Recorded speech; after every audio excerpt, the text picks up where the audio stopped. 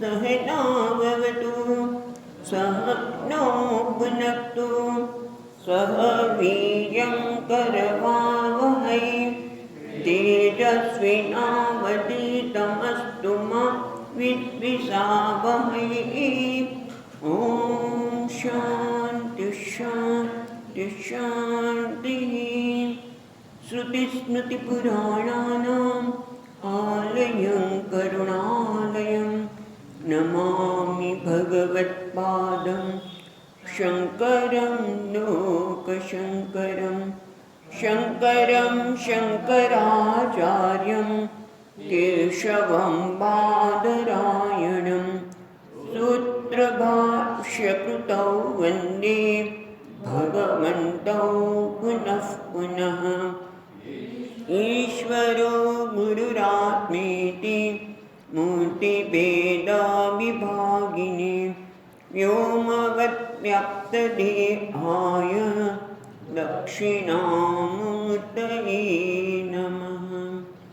ॐ पार्थाय प्रतिबोधितां भगवता नारायणेन स्वयं व्यासेन ग्रथितां पुराणमुनिना मध्ये महाभारतम् अद्वैतामृतवर्षिणीं भगवतीम् अष्टादशाध्यायिनीम् अम्ब त्वामनुसन्दधामि भगवद्गीते भगवद्वेषिणीम्।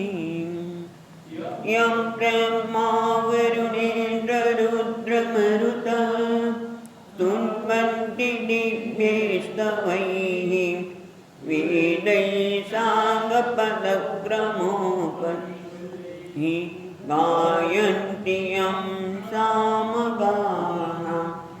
ध्यानावस्थिततद्गतेन मनसा पश्यन्ति यं योगिनः यस्यान्तं न विदुःसुरासुरगणाः देवाय तस्मै नमः। तो આપણે ગઈ વખતે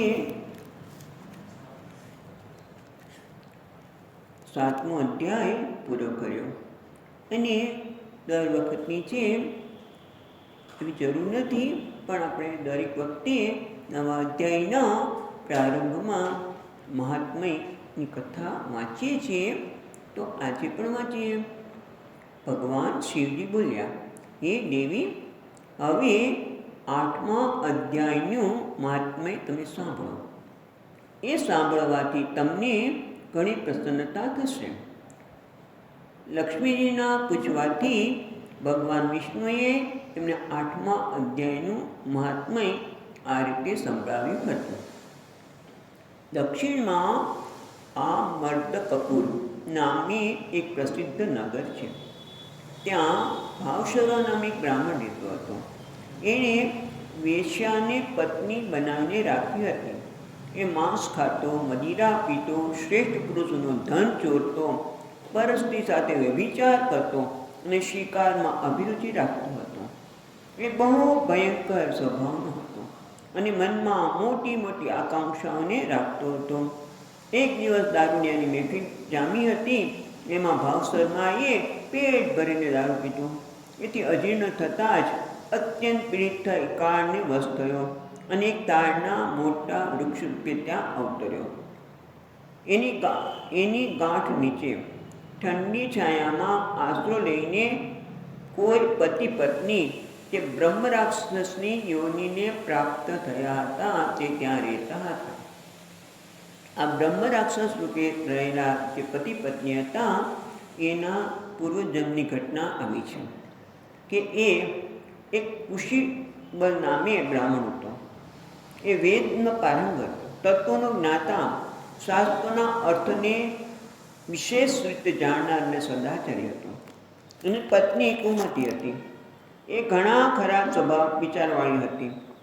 એ વિદ્વાન બ્રાહ્મણ હોવા છતાં અત્યંત લોભના કારણે પોતાની સ્ત્રી સાથે ભેસ કાળા પુરુષ, ઘોડા વગેરેનું દાન લેતો હતો, પણ દાનમાં મળતી વસ્તુમાંથી બીજા બ્રાહ્મણે કોઈ કોડી પણ આપતો નહીં. એ બંને પતિ પત્ની કારણે વશ થતાં મૃત્યુ પામ્યા અને બ્રહ્મ રાક્ષસ બન્યા. એટલે પોતાની કષ્ટે વસ્તુ હોય, ખાસ તો વિદ્યા વગેરે, એ જ્યારે તમે આપો નહીં તો બ્રહ્મ રાક્ષસ યોનિમાં જાય, એવું અહીંયા કહેવામાં આવે છે. અહીંયા છે એવું કહું છું, મારું કોઈ અંદરનું છે નહીં. હવે એ લોકો ભૂખ અને ત્રસથી પીડિત થઈ આ પૃથ્વી પર ભટકતા એ તાડના વૃક્ષ પાસે આવ્યા અને એના મૂળમાં રહેવા લાગ્યા. એ પછી પત્નીએ પતિને પૂછ્યું, હે નાથ, આપનું આ મહાન દુઃખ કેવી રીતે દૂર થશે? આ બ્રહ્મ રાક્ષસ યોનિમાંથી આપણે મુક્તિ કેવી રીતે થશે? ત્યારે બ્રાહ્મણ બોલ્યો, એ તો વેદજ્ઞ હતો, બ્રહ્મ વિદ્યાના ઉપદેશ, અધ્યાત્મ તત્વનો વિચાર અને કર્મની વિધિના જ્ઞાન વગર સંકટમાંથી કેવી રીતે છુટકારો મળશે? આ સામને પત્ની પૂછ્યું, કિમ તદ બ્રહ્મ, કિમ અધ્યાત્મ, કિમ કર્મ પુરુષોત્તમ. એટલે હે પુરુષોત્તમ, એ બ્રહ્મ શું છે, અધ્યાત્મ શું છે અને કર્મ શું છે? આમ તો 8મા અધ્યાયનો આ અડધો શ્લોક છે. એની પત્ની આટલું જ કહેતા, એટલે આ અર્થવાદ જ છે. ખરેખર હવે જોઈએ કે એવું કે આટલું બોલીને એમને મોક્ષ થઈ જાય, કેમ તદ બ્રહ્મ, કેમ અધ્યાત્મ, કેમ કર્મ પુરુષોત્તમ, આટલું બોલતાની સાથે એનો મોક્ષ થઈ ગયો. એટલે ટૂંકમાં આ અર્થવાદ છે, એવું આપણે ન માનીએ કે આટલું બોલવાથી જ મોક્ષ થાય.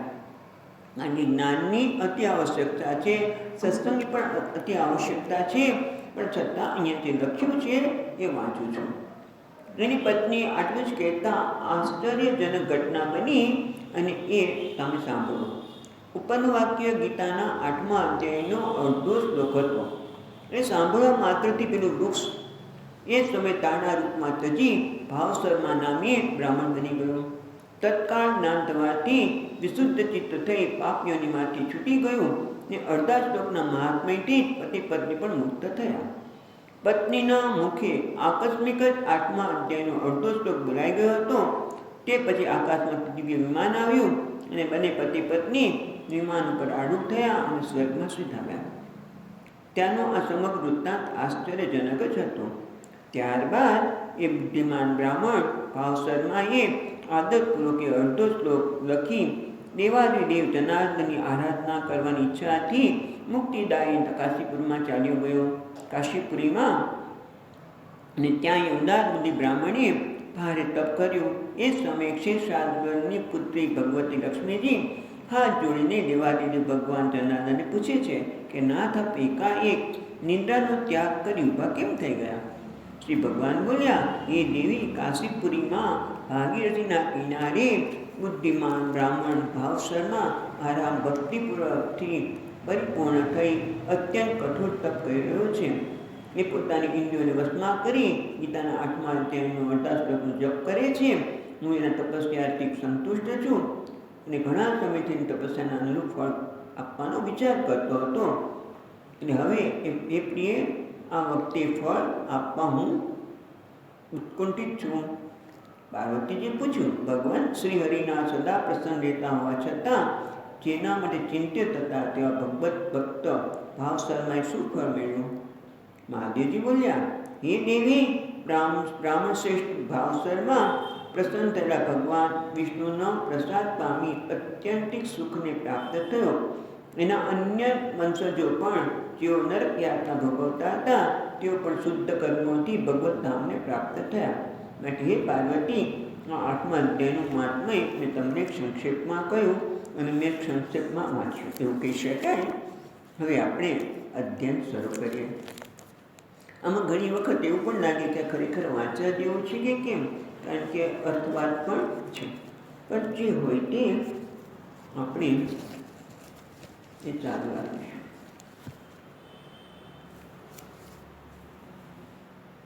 ગીતા. ઓકે, ચાલો. હવે આપણે 8મો અધ્યાયની શરૂઆત કરી પહેલાં જરા થોડીક વાત કરી લઈએ કે ભગવદ્ ગીતામાં આપણે જોયું કે 1 થી 6, 7 થી 12 અને 13 થી 18 એમ 3 વિભાગ કરવામાં આવ્યા. એમાં 7 થી 12 અધ્યાયમાં તત્પદની વાત કરવાનું, તત્ત્વમસી એમાં તત્પદની વાત, પરમાત્મા તત્વની વાત કરવામાં આવે છે.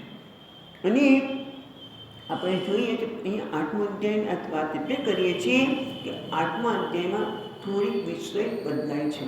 બાકી બધી જ જગ્યાએ 7મા અધ્યાયથી 7, 8, 9, 10, 11 અને 12 પરમાત્મા તત્વની વાત કરી, પરમાત્મા તત્વની ઉપાસનાની પણ વાત કરી. એ પરમાત્મા તત્વની જ વાત છે, પણ તેના વિષય શું છે આપણે હમણાં જોઈએ છીએ.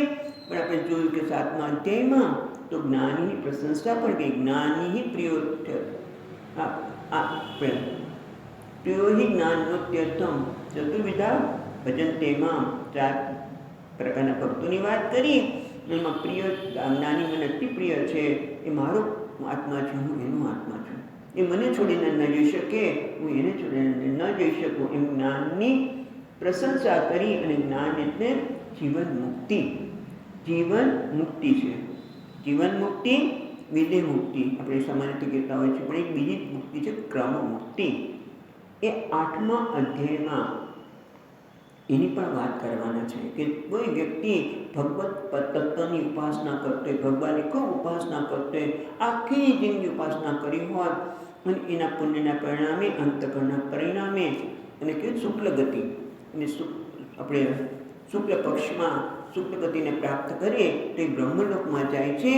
અને બ્રહ્મલોકમાં જઈને એ ઉચ્ચ યોની અને સારામાં સારા ગુરુ બ્રહ્માજી એને જ્ઞાન આપે છે. કયું જ્ઞાન આપે છે? બીજું કંઈ નહીં, તત્વમસી. તે તું છે. પણ એ આ લોકમાં છોડી બ્રહ્મલોકમાં જઈ અને પ્રાપ્ત ક્રમ મુક્તિ એવું કહેવામાં આવે. એટલે સ્વામીજી ઘણી વખત કે જ્યારે આ લોકમાં તો ઉપાસના કરી, અંતઃકરણ શુદ્ધિ કરી અને આ જ્ઞાન પ્રાપ્ત કરી અને જીવન મુક્ત બની શકો છો, તો પછી બ્રહ્મલોકમાં જવાની શું જરૂર છે? ત્યાંય બ્રહ્માજી ગુરુ જ છે અને તમને આ ગુરુ જ્ઞાન આપે કે તે આપે, વસ્તુ તો એની જ છે. તો પછી શા માટે ન લેવા જ્ઞાન? પણ મહત્વની વસ્તુ એ છે કે ત્યાં અહીંયા ક્રમમુક્તિની પણ વાત કરી છે અને સાથે સાથે મૃત્યુ પછીની કયા પ્રકારની ગતિ વગેરે છે એની પણ અહીંયા થોડી છણાવટ કરવામાં આવી છે. બાકી જે જીવન મુક્ત છે, જે વ્યક્તિ જીવતા જ આ જ્ઞાન પ્રાપ્ત કરેલું છે એને આપણે કહીશું જીવન મુક્ત. હવે એ વ્યક્તિનું શરીર ક્યાં છોડે એની કોઈ મહત્વનું નથી. એક શ્લોક છે એના માટે કે તનુ ત્યજતુ કાશ્યામ સ્વપચે ગૃહે અથવા જ્ઞાન સંપ્રાપ્તિ સમયે મુક્ત અસો વિગત ભયા. એટલે કહે છે કે જ્ઞાની પુરુષનું શરીર કાશીમાં ગંગા કિનારે છૂટે કે કદાચ કોઈ કારણસર પેલા ચંડાલના ગ્રહે છૂટે, કોઈ ફેર પડતો નથી. કેમ? કારણ કે જ્યારે જ્ઞાન પ્રાપ્ત થયું છે ત્યારે જ મુક્ત છે. આ શરીર ગમે ત્યાં પડે એને કોઈ, કારણ કે વિગત ભય અસો, એ તો ભયમાંથી મુક્ત થઈ ગયો છે એને કોઈ ડર જ નથી. એટલે ટૂંકમાં અહીંયા 8મા અધ્યાયનો પ્રારંભ આમ જોવા જઈએ તો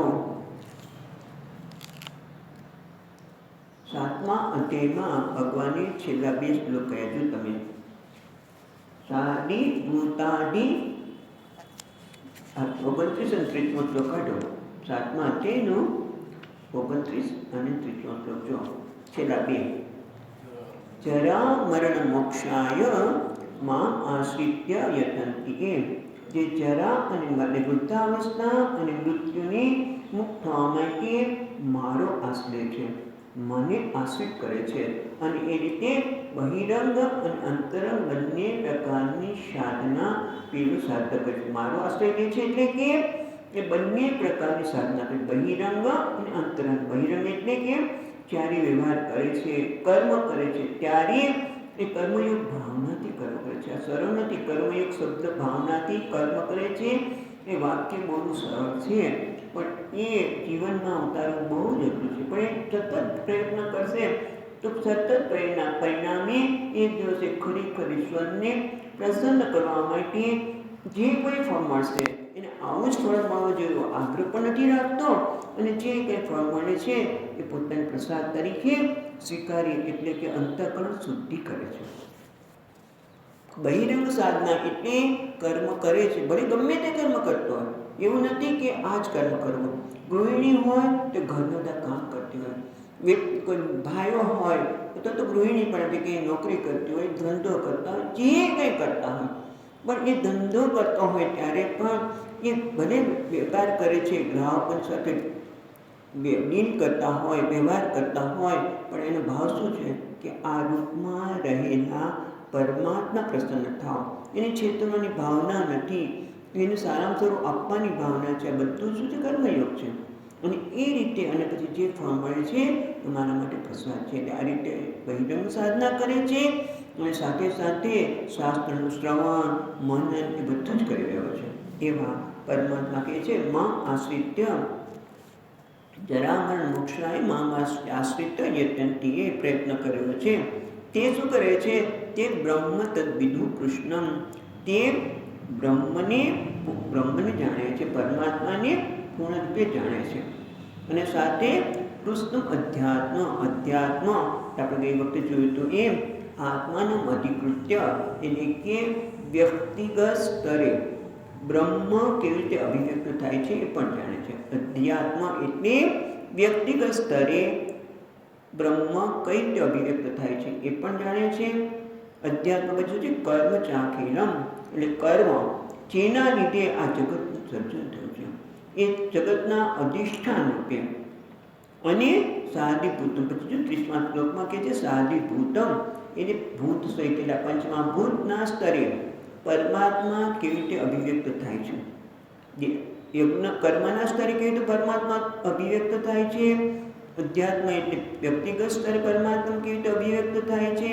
સાધિભૂતમ એટલે ભૌતિક સ્તરે પંચમા ભૂત રૂપે પરમાત્મા કેવી રીતે અભિવ્યક્ત થાય છે. બરાબર. આ પછી કહે છે અધિદેવમ એટલે આ પંચમહાભૂતનું જગત અને વ્યક્તિગત જગત એ બધાને નિયંત્રિત કરનાર દેવતા, એ દેવતાના સ્તરે પરમાત્મા કેવી રીતે અભિવ્યક્ત થાય છે. એટલે એ બધું જ એ આ પણ જાણે છે. પેલી વ્યક્તિ પણ ક્યારે? પ્રયાણ કાલેપી. મહત્વનું શું છે? પ્રયાણ કાલેપી, પ્રયાણ સમયે પણ, મૃત્યુનો સમય નજીક આવ્યો હોય ત્યારે પણ, એટલે એવું નથી કે પહેલાં નથી જાણી શકતો, ત્યારે પણ મને જાણે છે. કેવી રીતે? વિદુ યુક્ત ચેતસ, એ યુક્ત ચેતસ પ્રયાણ સમયે મન સ્થિર રાખીને એ મને જાણે છે, મને જાણે છે. હવે આ પ્રશ્ન કર્યો એટલે અર્જુનને પ્રશ્ન થયો, કારણ કે પ્રશ્ન બીજમ ભગવાનની આ રીત છે. તમે જો અહીંયા આગળ પણ ભગવાન આવી રીતે મૂકી દે વાક્ય, થોડી નાની વાત કરી દે, પછી જુએ કે સામેની વ્યક્તિને ખરેખર સાંભળવાની ઈચ્છા છે કે નહીં.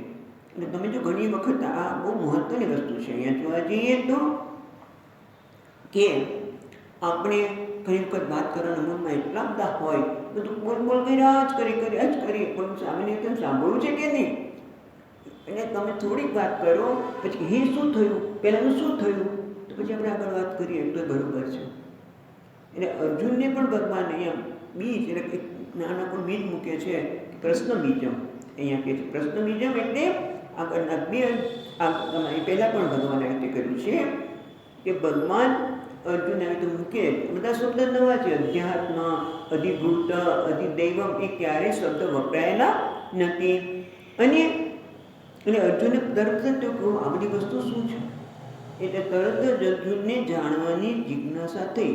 ક્યારેક અર્જુન પ્રશ્નો દ્વારા કરે છે, પોતાની જિજ્ઞાસા સંતોષવા માટે પ્રશ્ન કરે છે.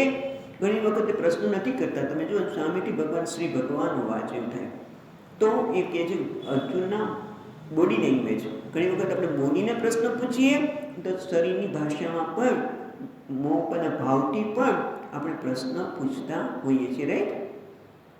એટલે એ રીતે પણ ભગવાન એના મોઢા પરથી જોઈને સીધું ભગવાન ઉપદેશ આપે છે. પણ અહીંયા ભગવાન સીધો ઉપદેશ આપવાની જરૂર નથી, કારણ કે અર્જુન પ્રશ્ન કરે છે. તો આપણે આત્માધ્યાયનો આ બંને શ્લોક વાંચીશું, પહેલો અને બીજો. અર્જુન ઉવાચ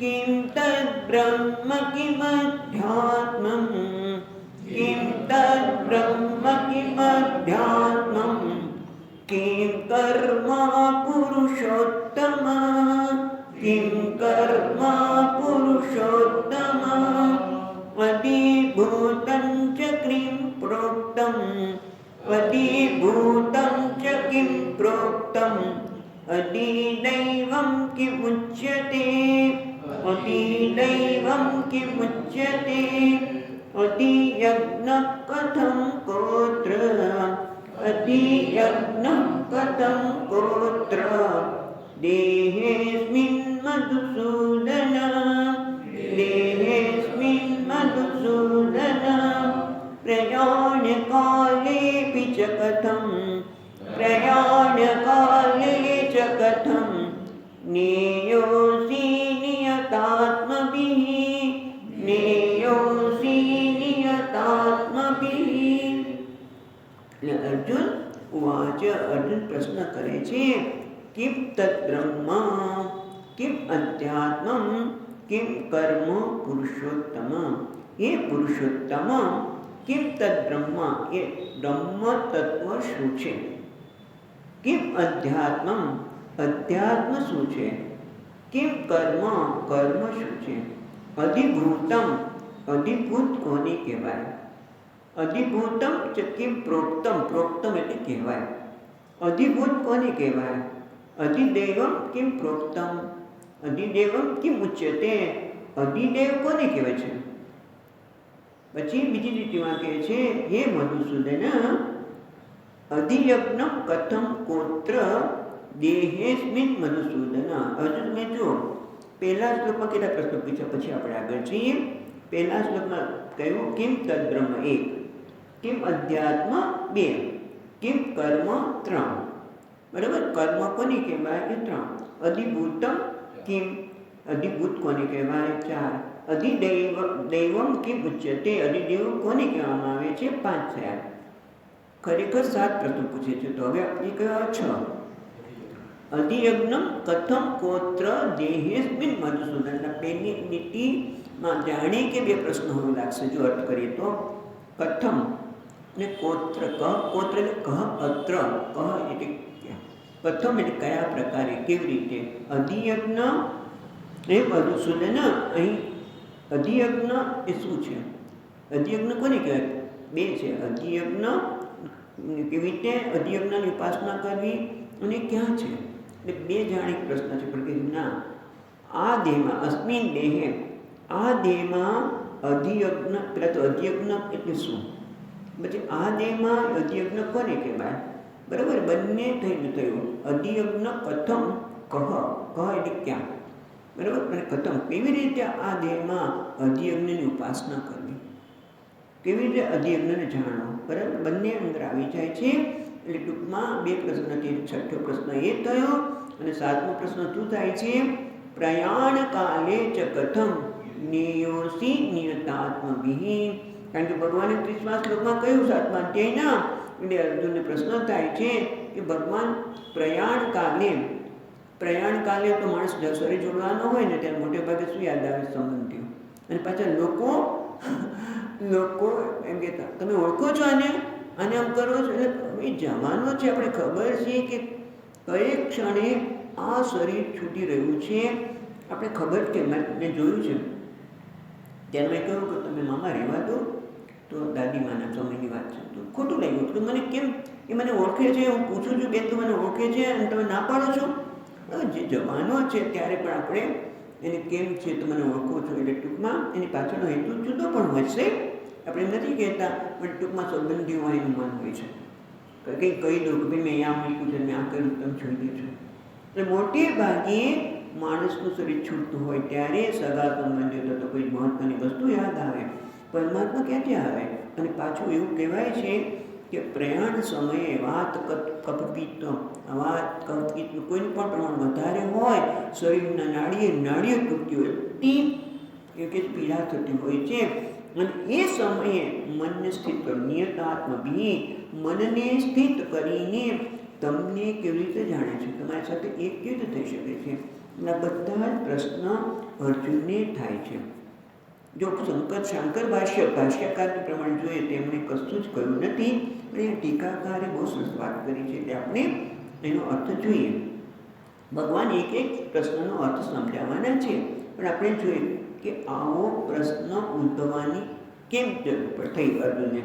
કારણ કે દરેક પ્રશ્ન જે શબ્દ વપરાયા છે એના અર્થને એક અર્થ થાય છે. કેમ તદ બ્રહ્મ, બ્રહ્મ શું છે?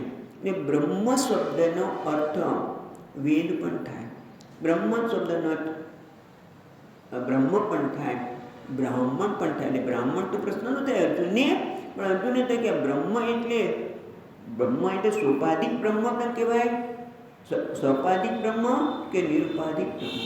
આ સગુણ બ્રહ્મ કે જે આ જગતનું કારણ છે, માયા સબલમ બ્રહ્મ એટલે કે જેને આપણે ઈશ્વર કહીએ છીએ, જે આ જગતનું સર્જન કરતા, પાલન કરતા, સંહાર કરતા કર્માધ્યક્ષ.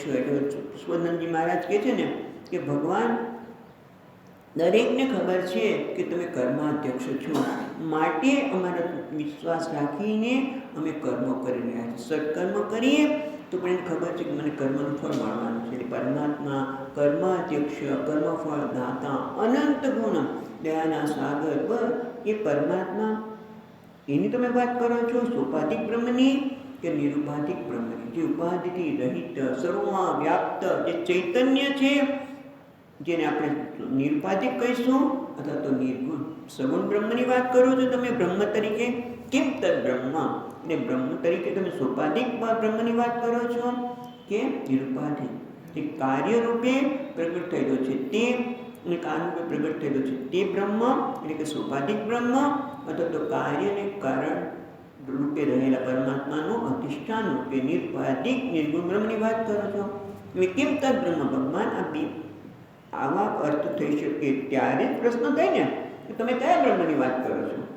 પછી કેમ અધ્યાત્મ, અધ્યાત્મ એટલે જોઈએ તો અધિ આત્મા, આત્માનમ અધિકૃત્ય યહ વર્તતે સ અધ્યાત્મ. કારણ કે આ બરાબર આવો સંસ્કૃત એટલા માટે લઈએ છીએ કે ઘણી બધી વખત બધા લોકો અધ્યાત્મ વિદ્યા મંદિરની બદલે આધ્યાત્મ વિદ્યા, આધ્યાત્મ નથી અધ્યાત્મ વિદ્યા મંદિર, એટલે આધ્યાત્મમાં ઘણા બોલતા હોય છે, ધ્યાન રાખજો. એટલે હવે આપણે જોઈએ છીએ આત્માનું અધિકૃત્ય, અધિકૃત્ય એટલે અધિકરણ કરીને, આત્માને આશ્રય કરીને. આત્માનો અર્થ પણ બધા જુદા છે. અધિ એટલે આશ્રય, અધિકરણ, અને આત્મા એટલે દેહ પણ, દેહને પણ આત્મા કહીએ, પછી કે ઇન્દ્રિયને પણ આત્મા કહીએ, બુદ્ધિને પણ આત્મા કહીએ. તો આમાંથી કયા આત્મા સમજવાનું? અને આત્માને અધિકરણ કરીને જે રહેલો છે એ બ્રહ્મ, બરાબર પરમાત્મા જ જે તે એમાંથી કયો છે, એટલે કે છે કે આ અધ્યાત્મ એટલે આત્માને, એટલે આમાંથી દેહ, ઇન્દ્રિય, મન, બુદ્ધિ એ આત્મા, એનું અધિકરણ કરી અને આશ્રય લઈને જે પ્રગટ થાય છે તે, કે બીજો પ્રશ્ન જો આટલા બધામાં એક પ્રશ્ન છે. એટલે અધ્યાત્મનો એક અર્થ આવો થાય કે આ દેહ, મન, બુદ્ધિ રૂપી કોઈ આત્માનો આશ્રય કરીને જે પ્રગટ થયેલ છે તે, કે પ્રત્યેક બ્રહ્મ ચૈતન્ય એમાં કોને અધ્યાત્મ સમજવું. પછી છે કેમ કર્મ, તો કર્મના અર્થ પણ ઘણા થાય છે. આપણે તો ખાલી ગુજરાતી કરીએ, કર્મ એટલે જે શ્રોત કર્મ, વૈદિક કર્મ, લૌકિક કર્મ. પણ લૌકિક કર્મ કહીએ તો તેના ગુજરાતીમાં લૌકિક ગયા હતા. લૌકિક એટલે વ્યવહારિક, જે વ્યવહારને સિદ્ધ કરવા માટે જે કર્મ થાય છે એને વ્યવહારિક કર્મ કહેવાય. અને શાસ્ત્ર પ્રમાણે કહ્યું છે એ પ્રમાણે કહેવામાં આવેલા કર્મ એને વૈદિક કર્મ કહીશું. શ્રોત કર્મ પુરાણમાં કહેવા વગેરે છે તે. એટલે કર્મનો અર્થ કયો કરવાનો માટે? વ્યવહારિક કરવાનો, વૈદિક કરવાનો, કયો કર્મ? કિમ તદ્બ્રહ્મ કર્મ, કિમ કર્મ હે પુરુષોત્તમ, એ કર્મ શું છે? પુરુષોત્તમ કીધું છે પેલા એક અર્પણ જોઈને પેલી ટીમાં પુરુષોત્તમ એટલે પુરુષોત્તમ એટલે પુરુષોમાં જે ઉત્તમ છે તે. પુરુષોમાં ઉત્તમ કહીએ તો વ્યક્તિના સ્તરે ઉત્તમ થાય તો કે ના પરમાત્મા છે તો. એટલે પુરુષશ્ચ ઉત્તમશ્ચ, એ પુરુષ પણ છે અને ઉત્તમ પણ છે, એટલે કે પરમાત્મા. અહીંયા બીજો સરસ અર્થ આપ્યો છે મધુસૂદનજી મહારાજ કે પુરુષોત્તમ એટલે શું? તો કે છે ભગવદ્ ગીતામાં કહેવાનું છે ને, પુરુષોત્તમ 15મા અધ્યાયમાં ક્ષરશ્ચાક્ષર એવ ચ, જે ક્ષર રૂપે છે એને એ પરબ્રહ્મ છે. પુરુષોત્તમ એટલે શું? જે ક્ષર અને અક્ષર, જે ક્ષર એટલે જે ક્ષરી રહ્યું છે જગત રૂપે, અને અક્ષર એટલે જેનું જગતનું કારણ માયા, એનું જે અધિષ્ઠાન છે એને કહેવામાં આવે છે પુરુષોત્તમ.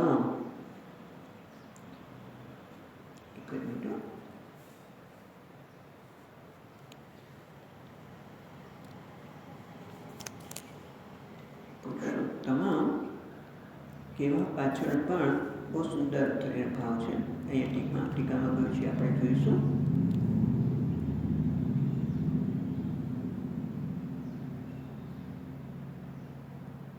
એટલે તમે અક્ષર અને અક્ષર બંનેને જાણનાર છો, એટલા માટે બધું તમે જાણો છો એ બતાવીને એ કહે છે પુરુષોત્તમ. તમે પુરુષોમાં ઉત્તમ તો રહો છે, પણ પુરુષોત્તમ તમે પરમાત્મા છો, જે દેખાય છે જગત, ક્ષર જગત અને અક્ષર એનું કારણ, એ બધાનું અધિષ્ઠાન છે, માટે પુરુષોત્તમ છે. એવું 15મા અધ્યાયમાં પણ ભગવાન કહેવાના છે. એટલે પુરુષોત્તમ છે, એટલે મારે બધા જ જે શંકા છે એને તમે જાણો છો. પછી કહે અધિભૂતમ. અધિભૂતમ કેમ? આ અધિભૂત શબ્દ છે, એ અધિભૂત એ શું છે? એટલે કે અધિભૂત એટલે જે પંચમા ભૂત છે, એ પંચમા ભૂત રૂપે રહેલા. જો બરાબર છે, એ પુરુષ જે જોતા હતા ને અહીંયા છે. ચાલો પછી હમણાં જોઈએ પુરુષોત્તમનો અર્થ. પહેલાં આપણે આનંદગીરી મહારાજે બહુ સરસ કહ્યું છે કે તમે કેવા છો? ક્ષર અને અક્ષર એટલે કે કાર્ય અને કારણના બધાનું જે અધિષ્ઠાન છે પુરુષોત્તમ દ્વારા તમે બધું જ જાણો છો. એવું કહ્યા પછી સાદીભૂત એટલે કે આ પંચમહાભૂત રૂપે રહેલા, પંચમહાભૂતમાંથી બધા પંચમહાભૂત કે પૃથ્વી કે આકાશ એ બધું જુદું જુદું રૂપે છે કે સમસ્ત આ પંચભૂતનું જે અધિષ્ઠાન છો એને અધિભૂત કહેવું. કોને અધિભૂત કહેવું? અને અધિદૈવમ કેમ ઇતિ ઉચ્યતે. પછી કહે અધિદૈવ કોને કહેવું? દેવતાના સંદર્ભમાં પણ ઇન્દ્ર, મનુ વગેરેનું ધ્યાન. દેવતા એ દેવતાઓ કે એ બધા દેવતાનું જે પ્રેરક છે, જે અધિષ્ઠાન છે, બધાને શક્તિ આપનાર જે ચૈતન્ય છે એને કેવું? એટલે બધા એક એક શબ્દના અનેક અર્થ થાય છે, માટે પ્રશ્ન ઉઠે છે. હવે બીજો શ્લોક, એટલે આપણે પહેલા શ્લોકમાં જોયું કે બ્રહ્મના સંદર્ભમાં પણ બે કે ત્રણ અર્થ જોયા. સોપાધિક બ્રહ્મ કે નિરુપાધિક બ્રહ્મ, એની તમે વાત કરો છો. અધ્યાત્મ એટલે કોણ? અધ્યાત્મ એટલે શરીરના દેહ, મન, બુદ્ધિ છે એ, કે એના પ્રત્યેગાત્મા રૂપે છે એ. એને કર્મ કોને કહેવાય એ પણ જોયું. અધિભૂત કોને કહેવાય અને અધિદૈવમ, આ બધાના અર્થ વધારે થતા હોવાથી પ્રશ્ન થાય છે. એવી રીતે અધિયજ્ઞ એટલે સાધિયજ્ઞ કીધું ને આગળમાં, એટલે અધિયજ્ઞ કથમ ગોત્ર. એટલે અહીંયા કહે છે કે અધિયજ્ઞ યજ્ઞમ અધિકૃત્ય વિજ્ઞાન આત્મના વા પરદેવતા. તમે અધિયજ્ઞ દ્વારા યજ્ઞ કોઈને આપણે ઉદ્દેશને કરીએ ને દેવતા, એ દેવતાને વિજ્ઞાનાત્મા કે પછી પરદેવતા, એને જે દેવતાઓને પણ પ્રેરણા આપનાર છે, પ્રેરક છે, સત્તા આપનાર છે, તેને એને કથમ એટલે કયા કથમ અધિયજ્ઞ, પેલા એક અર્થ જોઈએ. કથમ એટલે કેન પ્રકારેણ બ્રહ્મત્યન ચિંતનીય, એને અધિયજ્ઞને કેવી રીતે જાણો? તાદાત્મ્યને, એની સાથે તાદાત્મ્ય કરવું પરમાત્મા દેવતા સાથે.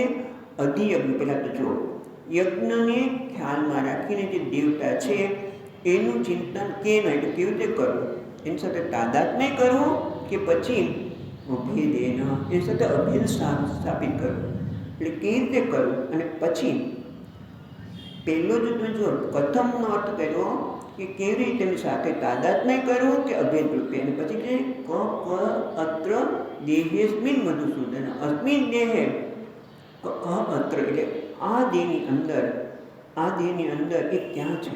એ શરીરમાં છે. લયસરસ કે છે કસ્મિન બદ્ધતે, આ જે અધિયજ્ઞ છે એના દેવતા ક્યાં રહે છે? આ દેહની અંદર છે કે દેહની બહાર છે?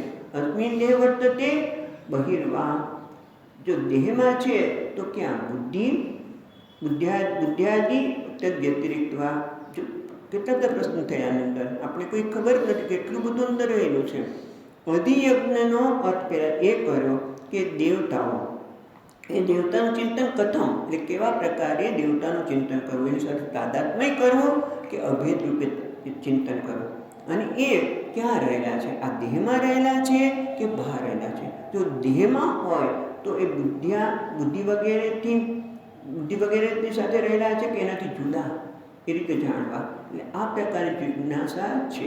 માટે હે મધુસૂદન, પાછા કહે મધુસૂદન શબ્દ કહીને શું કહેવા માગે છે કે હે મધુસૂદન, કારણ કે તમે કેવા છો? મધુસૂદન છો એટલે કે પરમ કારુણિકત્વાત અનાયાસેન સર્વ ઉપદ્રવ નિવારક. મધુ નામનો રાક્ષસ બહુ જ ઉપદ્રવ કરતો હતો અને એટલા માટે તમે આપણે ચરણી પાઠમાં આવે છે ને, મધુ કૈટવનો પહેલો અધ્યાય મધુ કૈટવ મધ નામન પ્રથમોધ્યાય.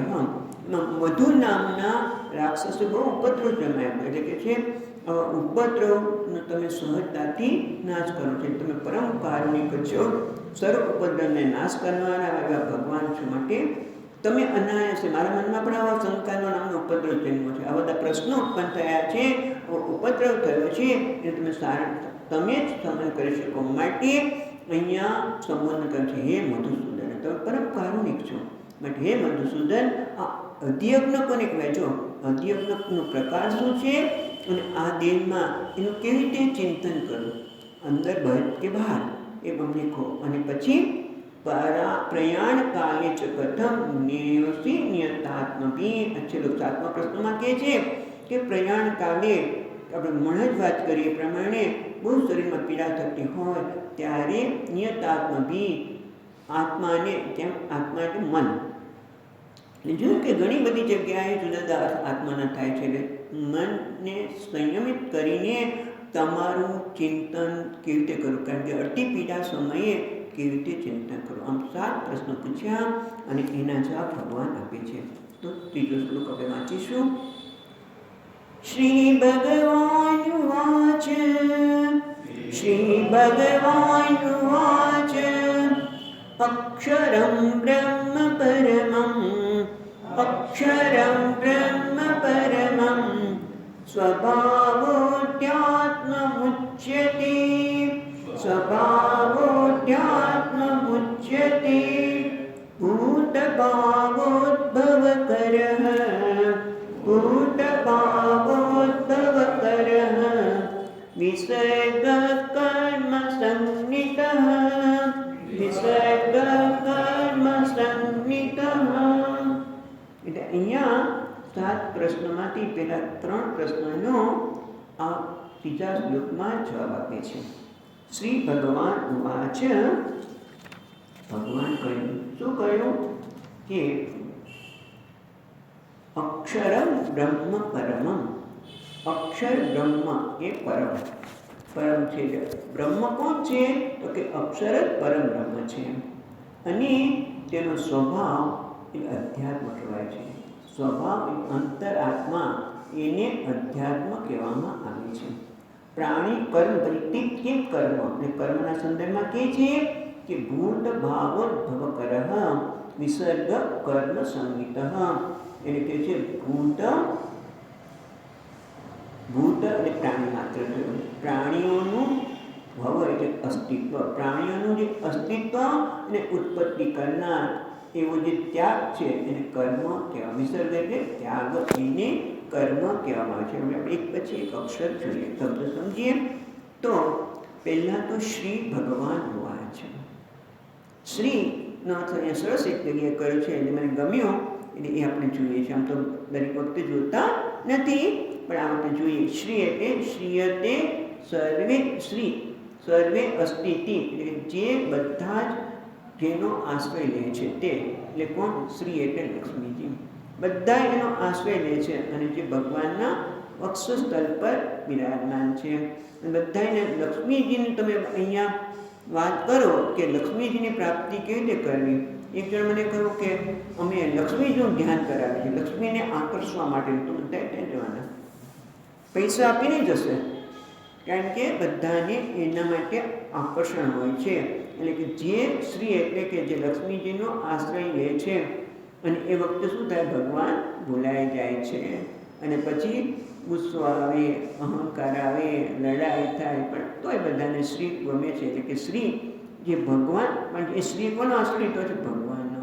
જે શ્રી સૌંદર્ય, માધુર્ય બધું છેલ્લે શું કર્યું છે, પણ છતાંય ભગવાન જે સર્વ ઐશ્વર્યથી યુક્ત છે, જે લક્ષ્મીજીને પણ સૌંદર્ય, માધુર્ય અને આ લક્ષ્મી આપવાની શક્તિ આપનાર છે, એવા શ્રી ભગવાન કહ્યું.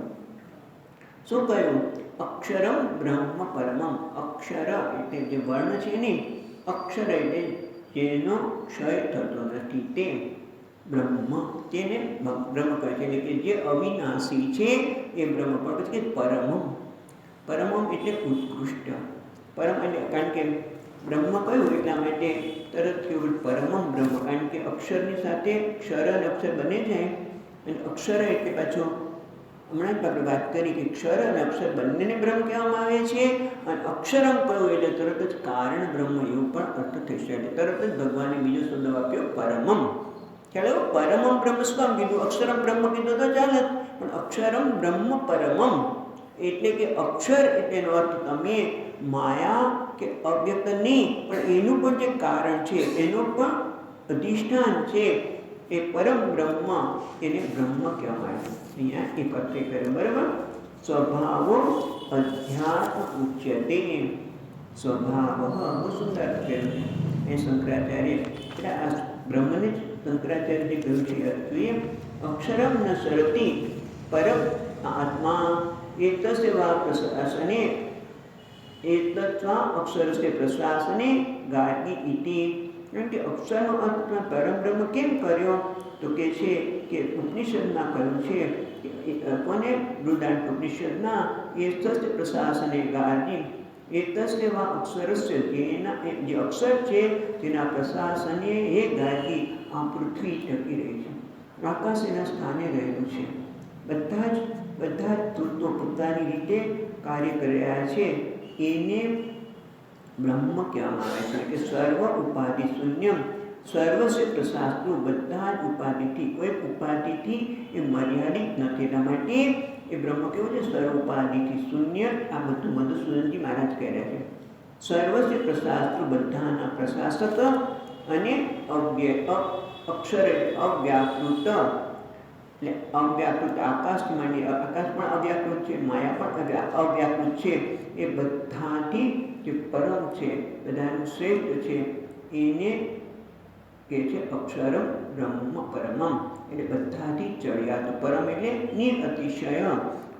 પરમ એટલે નિરઅતિશય. પરમ એટલે સરસ કહે છે પરમ એટલે પરમ આનંદ સ્વરૂપ. પરમ એટલે નિરુપાધિક પરમાનંદ સ્વરૂપ એવા બ્રહ્મને અક્ષરમ પરમમ બ્રહ્મ. એ અક્ષર જે પરમ છે, તે નિરઅતિશય છે, નિરુપાધિક છે, જે પરમ આનંદ સ્વરૂપ છે, એને જ બ્રહ્મ કહે છે. સ્વાભાવિકનો અર્થ નથી કરવાનો, એવો અર્થ ને એનો કે જે સ્વાભાવિક છે નહીં, પણ જે બધાને પરમ સ્વપ્રકાશ પરમાનંદ સ્વરૂપ, જેના પ્રશાસનમાં આ બધું જ પ્રપંચ, આખું જગત એના પ્રશાસનથી, જેની સત્તા માત્રથી આ બધા જ એના સ્થાને રહેલા છે, એને બ્રહ્મ કહેવામાં આવે છે. હવે કહે છે અધ્યાત્મ, અને એ જ પરમાત્મા. તસ્યૈવ પરબ્રહ્મણઃ પ્રતિદેહમ. પાછું બીજું કોઈ નહીં. પ્રધ્યાત્મા એટલે શું? તો કે એ જ પરબ્રહ્મ, જેના પ્રશાસનમાં આ બધા જ એના સ્થાને રહેલા છે, એ જ પરબ્રહ્મ પ્રતિદેહે પ્રત્યેગાત્મ ભાવમ સ્વભાવ. બધા જ દેહની અંદર જે પ્રત્યેગાત્મા રૂપે, અંતરાત્મા રૂપે રહેલો છે, એને સ્વભાવો ધ્યાત્મ મુચ્યતે. અધ્યાત્મ એટલે જેનો સ્વભાવ, એટલે કે જે અંતરાત્મા રૂપે રહેલો છે, એ જ પરબ્રહ્મ જ્યારે વ્યક્તિગત સ્તરે જ્યારે પ્રગટ થાય છે, ત્યારે અંતરાત્મા રૂપે પ્રગટ થાય છે, એને અધ્યાત્મ એવું કહેવામાં આવે છે. એટલે ને અધ્યાત્મ એટલે આ દેહને અધિકૃત, દેહને આશ્રય લઈને જે પ્રત્યેગાત્મા રૂપે પ્રગટ થાય છે, એનું નામ અધ્યાત્મ. એટલે એને અહીંયા સ્વભાવ સ્વરૂપ. સ્વભાવ એટલે પ્રત્યેગાત્મા, અંતરાત્મા રૂપી જે પ્રગટ થાય છે એને કહે છે વસ્તુ સ્વભાવ અધ્યાત્મ ઇતિ ઉચ્યતે. ઓકે, બાકીના સ્વભાવ પ્રશ્નનો બીજા અર્થ છે એ આપણે હવે પછી જોઈશું. ભૂતભાવો ભવતરઃ વિસર્ગ કર્મ સંવિષ, એટલે ભૂતાના ભાવ પ્રાણી માત્રનો હોવાપણું જેના લીધે છે એ કર્મના લીધે પ્રાણી માત્ર પ્રગટ થાય છે એને અહીંયા કહે છે કર્મ. હજી આમ તો વિસ્તારથી આપણે જોઈશું, પણ ખાલી આનો સામાન્ય અર્થ જોયો, વિસ્તારથી આપણે હવે પછી જોઈશું. ઓમ પૂર્ણમદઃ પૂર્ણમિદં પૂર્ણાત પૂર્ણમુદચ્યતે પૂર્ણસ્ય પૂર્ણમાદાય પૂર્ણમેવાવશિષ્યતે. ઓમ શાંતિ શાંતિ શાંતિ. શંકરં શંકરાચાર્યં કેશવં બાદરાયણં સૂત્રભાષ્યકૃતૌ વંદે ભગવन्तौ પુનઃ પુનઃ. ઈશ્વરો ગુરુરાત્મેતિ મૂર્તિભેદવિભાગિને વ્યોમવદ્વ્યાપ્તદેહાય દક્ષિણામૂર્તયે નમઃ. ઓમ શાંતિ શાંતિ શાંતિ. હરિ ઓમ. શ્રી ગુરુભ્યો નમઃ. હરિ ઓમ.